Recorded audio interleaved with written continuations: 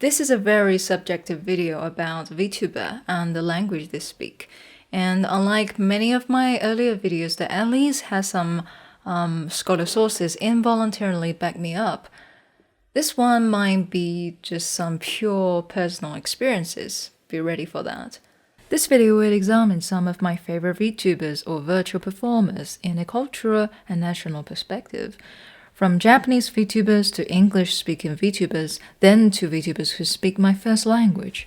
First, I need to make it clear, I don't choose VTubers out of their nationality and cultural backgrounds, but the nationality and the cultural identity of them and majority of their audiences will inevitably influence my view and experience and perception of the VTuber. And I find it interesting.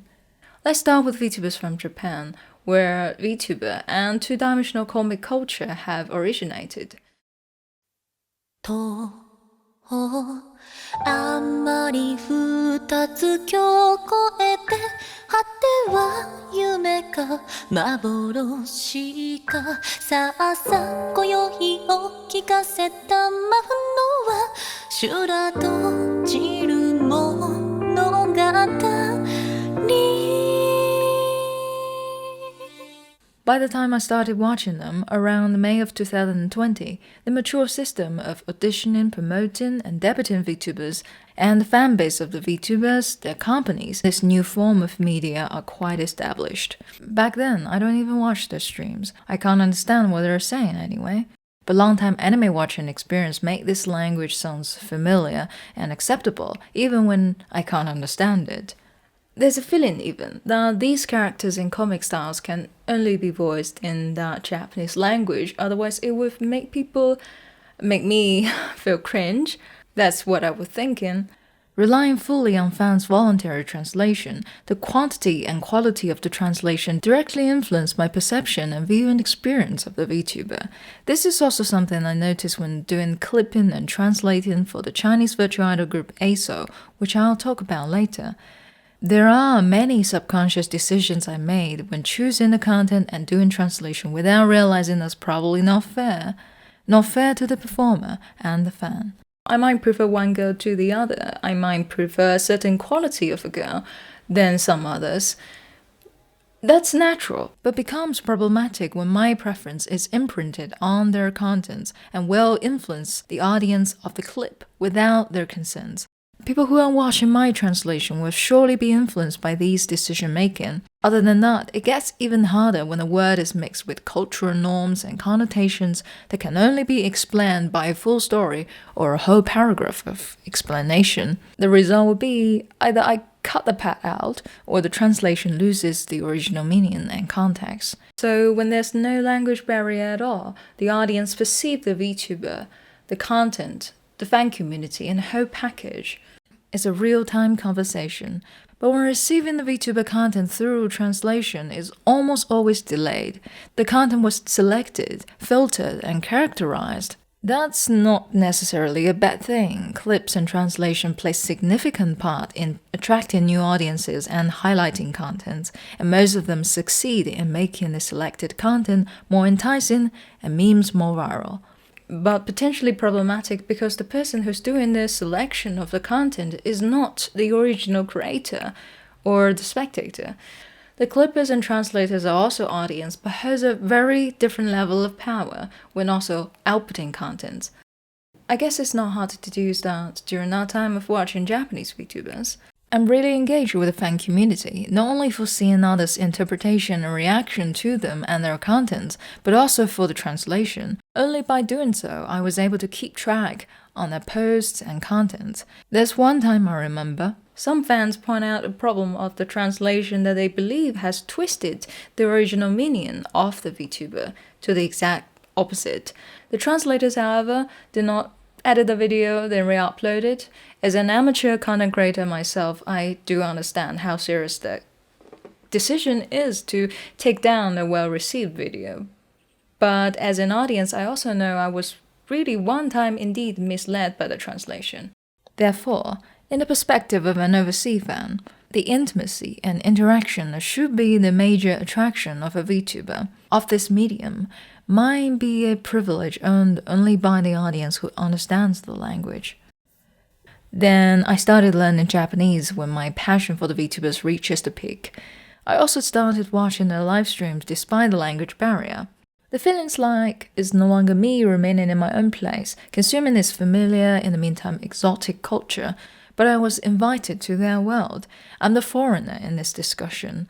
In the meantime, the otherness and distance of this half-foreign, half-familiar culture that's yearned for and othered at the same time remains. In short, Japanese VTubers led me into this world, established in my mind a proper regime that VTubers should act and perform within. The charisma of virtual performing, extent of role-playing, fantasy mixed with reality, and the complex relationship between the virtual character and the person in real life. They, or she, makes meaning out of the virtual models that frightens me at first.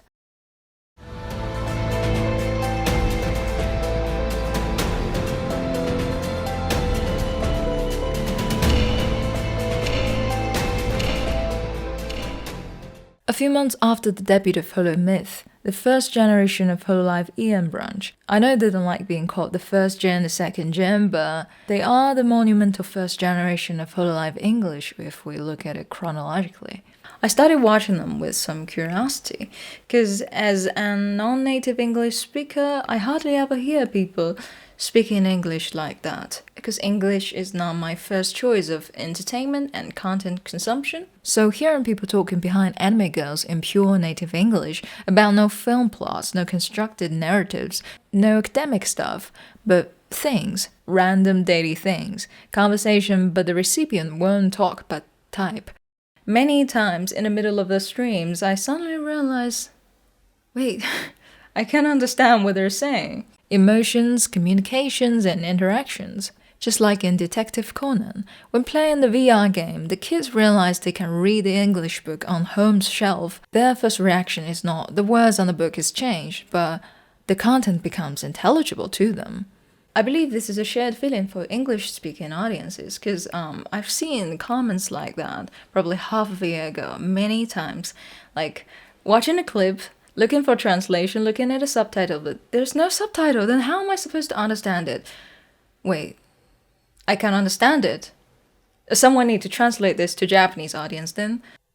Now the table's turned, and it's not only about literal meanings of what they say, because in the Japanese VTuber era we normally have live translators in chat, amazing people working incredibly hard actually. But in this case, I personally understand every, or at least most words and expressions she makes.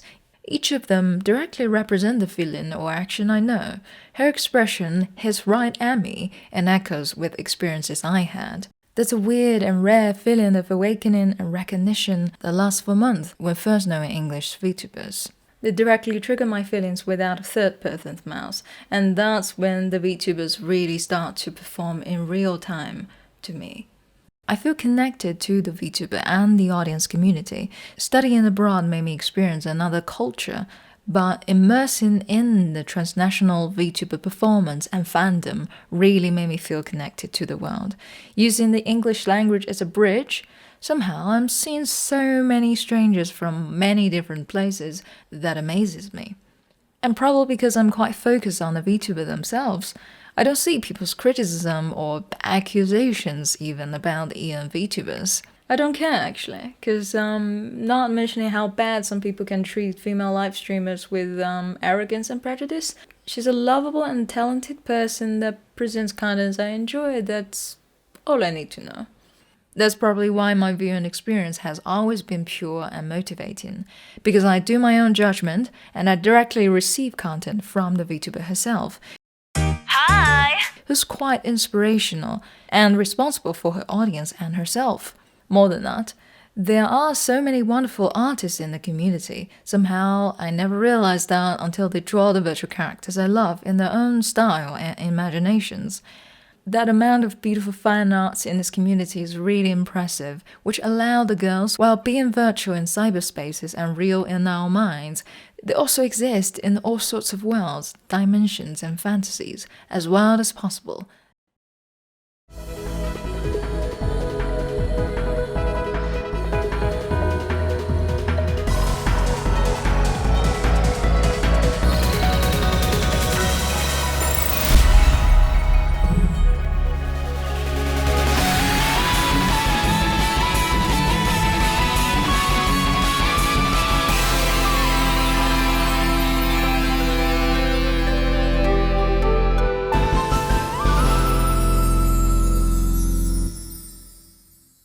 I don't trust them. All it seems to me this outsider is that the big capitals are testing Morton in the virtual streaming field, which they actually know very little about. In the meantime, everything feels too commercialized. I don't think I can get the equal sense of ease and trust with those streamers as I felt when watching English and Japanese speaking VTubers. I wrote these a few months ago in my video about these virtual idols. Now watching them becomes a very important part of my life. Their unique and non-duplicatable existence is, in my heart, a notorious miracle.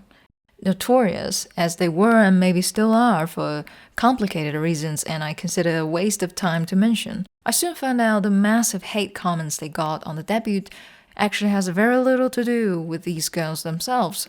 That's all I need to know. When interacting in our first language, there's certainly some native advantage for them and me in offering and consuming content. However, that does not apply to me in most cases.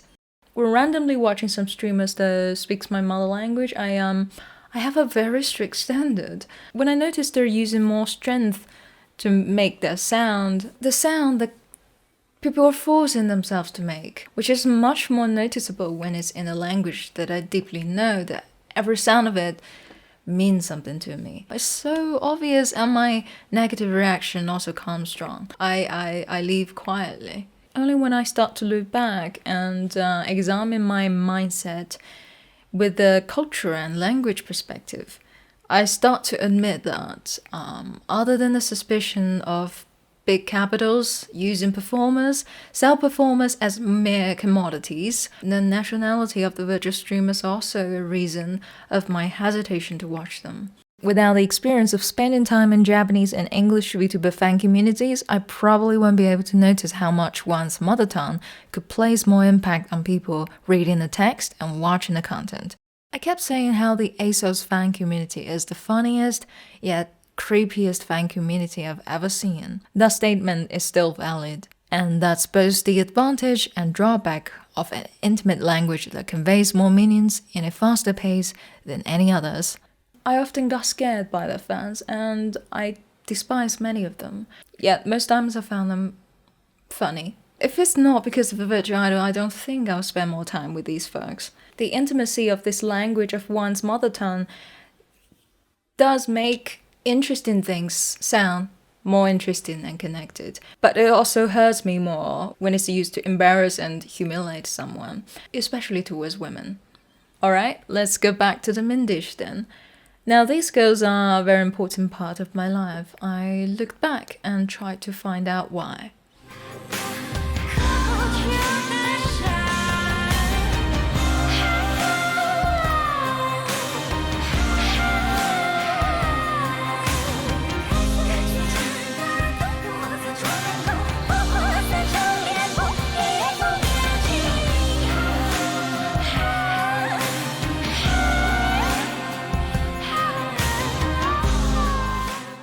Is it because they're flexible moving bodies that made me feel their physical existences? Bodies that enlightened me the beauty of dance for the first time ever.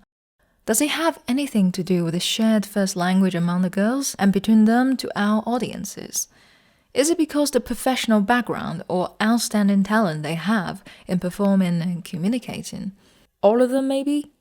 I still feel it's not enough. There's a sense of intimacy and connection I felt so sincere for the first time ever. Because it's not between them and me, it's between the girls themselves. The only companion that gets to see their virtual and real presence in the same time without weird feelings in mind. Yes, even me will have weird feelings if seeing the performer and the character on the same screen for the same time. That's just how it is. And their passion for this career, in which their supporting audiences are included. I really feel they're going towards somewhere higher, brighter, that's out of reach, same as their starting point. The question is, how big the part the language plays. Probably similar to English-speaking audiences' reaction to have English-speaking VTubers who they can understand and communicate with, who gets their memes, who share their culture and way of living. The language they speak does make me feel things. Or it doesn't. Because if I had never watched VTubers that speak different languages, then what the girls are saying won't be addressed as language, but words and expressions. Meanings, feelings is not a language, but the things they say. Everything becomes natural, so natural and familiar that I feel I could be part of her. She could be part of me. Because a lot of things she says, I never realized I also do that. I never recognized that as a thing. But when some virtual characters say they also do that, they sing the viral song that I hear everywhere but never voluntarily. They use that Chinese mixed with Japanese memes that's very popular in anime fan groups that Japanese people can't understand. They're probably just a few years elder than me. They are as insecure and vulnerable as me. They can be as strong as me. They're much stronger than me now. Borrowing from Richard Dyatt, who considered the stars as the ordinary performed by the extraordinary. These girls and many talented and hardworking content creators might be the ordinary, becoming the extraordinary. After all that, I felt that despite the determining role language plays in my viewing experience, what really matters is still the person who's conveying message and perform to me, in which process the language functions as a bridge, which is clearly necessary. But what I really need is whatever on the other side of the bridge, and sometimes I found the river's not there, so there's no need for a bridge. That's it. That's why I think the language barrier and cultural differences should never be the reason to attack people and alienate others. But the meanings, feelings, and action behind different expressions from all languages, the shared emotions and experiences of human, connect people in our hearts. That's probably very ideal and naive, but that's what I consider to be right. That's all for this video. I hope you enjoyed it. If you like my content, you can follow me on Twitter or buy me a coffee at Ko-Fi. Link in the description. I'll see you. Wait, there's another thing. I got my new gaming laptop, which is gonna be my main device for content creating for the next few years. Your kind support, donations, and advice really helped. Much appreciated. With your help, I can now edit videos in a safer and faster way. Just wanna let you know that. I'll see you in the next one.